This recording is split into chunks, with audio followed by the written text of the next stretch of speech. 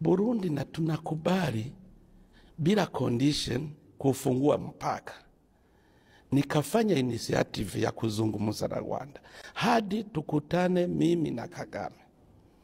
Akanikubalia kwamba atatuma watu. Niseme kwamba mazungumzo tumekwisha maliza, lakini kutekeleza ndiyo tatizo.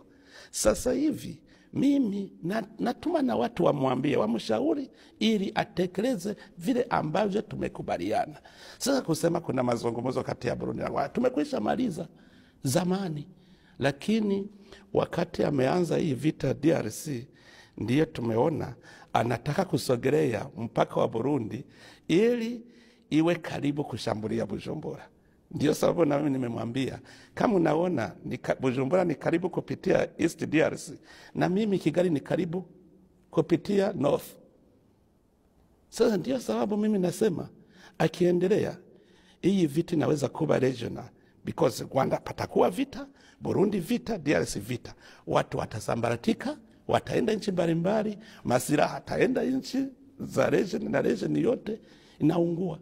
Ndiyo sababu nasema watu wa mshauri, sababu sisi Burundi hatuweze kukubali kuuawa kama wale wa Kongo. Sisi tutauawa kwenye vita, hatutauawa vile vile.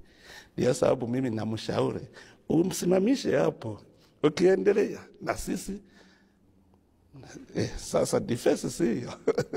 Na tukizingatia